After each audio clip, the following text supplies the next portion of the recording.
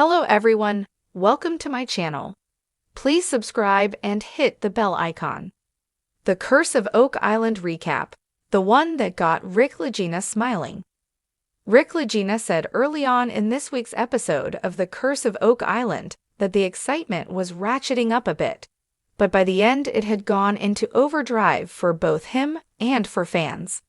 Not only did they make some huge finds in Season 5, Episode 5, and come on leaps and bounds in their bid to locate the original money pit, we also got a glimpse of some seriously exciting moments to come in next week's episode. But where is this all heading? To a vault filled with treasure, or something different altogether? Here's 10 big takeaways from Season 5, Episode 5, Bone Dry, which finally left Rick with a huge grin on his face. The team really have had their work cut out trying to get to the bottom of the location of the original money pit. With so many works taking place over the decades, the area is literally riddled with holes and shafts. Add to this, as was explained in this week's episode, how so many of the records of previous works are inconsistent and often misleading, and you have one big conundrum. The team had already upped their game with the geotech drilling grid this season, but it appeared they were starting to get a bit disillusioned with the lack of significant finds. Marty also highlighted this episode that there is not an infinite supply of money. With costs this season already soaring into the several millions of dollars, the team seemed to know they needed to up their game once again and do more research to make sure every hole dug moving forward gives them the best chance of success. So that's just what they did. Ever since the Lagina brothers first took over the island in 2006, and since filming on The Curse of Oak Island began in 2014, this story has really centered around Rick. He is the one that was inspired by that famous Reader's Digest article back in January 1965. He is the one that has been ever the optimist. Rick said on this episode that despite the obstacles facing them in the money pit search, I still believe we'll be successful. I still believe there's something there to be found, and that we will engage in a large-scale engineering project to recover whatever it is at great depth in the money pit, so I'm not giving up. However, the team's geotech drilling efforts were basically their last gasp in terms of searching in the money pit area. If they drilled all 40 holes and found nothing, there's not really much more they could have done, and Marty could feel the burden this was placing on Rick. He said, "I worry about my brother. Right now he's carrying the whole weight of this, he is. And I don't know how he's going to react if we dig all these holes and don't find anything. I mean, he's passionate about it, but he's got a certain reverence about it that could lead to, some really hard feelings. Not between us, but on himself." The episode saw Alex Lagina, Charles Barkhouse, and Peter Fornetti join local area historian Doug Crowell doing research at the Beaton Institute in the town of Sydney, around 300 miles northeast of Oak Island. The main focus of their perusing were documents donated to the Institute by former Oak Island treasure hunter Mr. Chappell, son of William Chappell. One of the documents was a sworn statement by Frederick Blair, who was involved in treasure hunting on Oak Island for over 60 years, including with Mr. Chappell. In the statement, he talked about T. Pearlie Putnam, who was the general manager overseeing work done on the island between 1896 and 1900, and revealed that he was the source of the legendary story about bits of gold being found on a drill bit back in the day. The statement by Blair said, "Mr. Putnam was too conservative and cautious to state publicly the important fact that when the drill came to the surface, it showed unmistakable evidence of having gone through or into gold. He did, however, make such statements in confidence to me and to a few close friends." A sworn statement means it was made under oath and is certainly intriguing, although it's obviously impossible to know its veracity. However, there was another document too. The really important document uncovered at the Beaton Institute for the team was another one which showed that the famous chapel shaft, which was dug to find the so-called Chappell Vault, did not in fact lead directly vertically into the ground.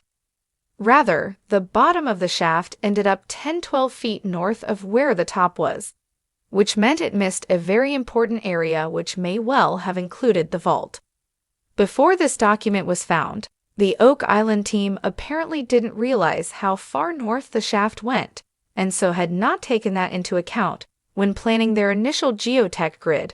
So it's lucky they found it, because after rethinking their geotech grid, using their new information, the team decided to dig 8 new target holes in an approximately 10 feet x 20 feet triangle area not covered in their previous grid.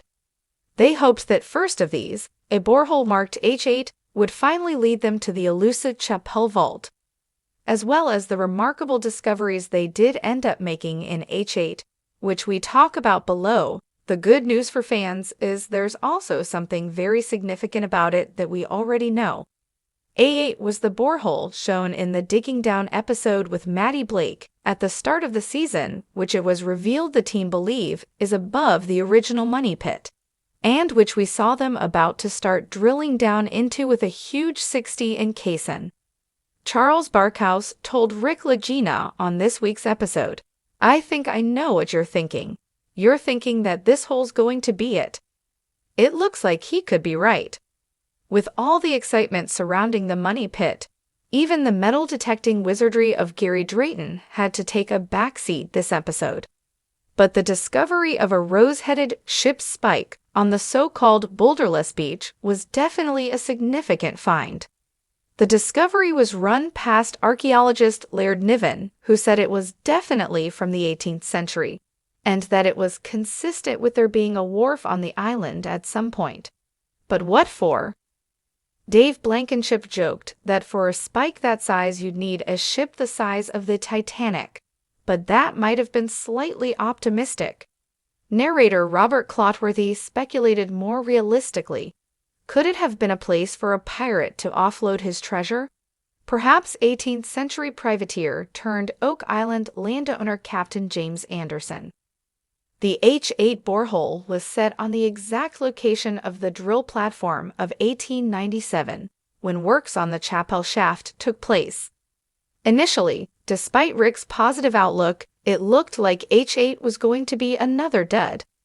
After getting down to 140/145 feet, the drill bit apparently struck something in a void, and hopes were raised briefly. But there was nothing conclusive, so Rick had to tell them to just keep on digging. At 195 feet, Rick was looking forlorn as he told Dave Blankenship, "I really had high hopes for this one. Right on the drill platform, it's crazy geologically, kind of weird. But if this hits rock and we don't find anything..." He then signaled it's over with his hand. But just as it was looking like a lost cause, geologist Terry Matheson found something amazing. Looking through the spoils from H8, Terry Matheson suddenly uncovered a tiny fragment of pottery, and then another one. As narrator Robert Clotworthy would say, pottery? At 190 feet? Later in the war room, archaeologist Laird Niven identified it as hand-painted pearlware, likely from the county of Staffordshire in England, and which was imitating Chinese porcelain. He dated it from the 1780s to the 1800s, so potentially just before the discovery of Money Pit. But it was found deeper underground than any searchers have ever dug shafts before, so how on earth did it get there? As if the discovery of pottery at 190 feet, that's more than half the length of a 100 meters running track, wasn't extraordinary enough. After looking through the spoils from between 160–165 feet, Terry uncovered what was initially thought could be the super dense wood Lignum vitae. But Rick Lagina was left totally stunned when later in the war room, archaeologist Laird Niven told them he was pretty certain it was bone. Rick told Laird, "Everything I thought you were going to say. Bone, wasn't it?" Laird wasn't able to tell whether it was human or animal bone, as it was just a fragment, but then there was the sneak peek for next week's episode, which contained the ultimate teaser. A letter from St. Mary's University in Halifax revealed that there were in fact 2 bones found, and that both were found to be human. Suddenly, all the ominous-sounding previews from earlier in the season make sense.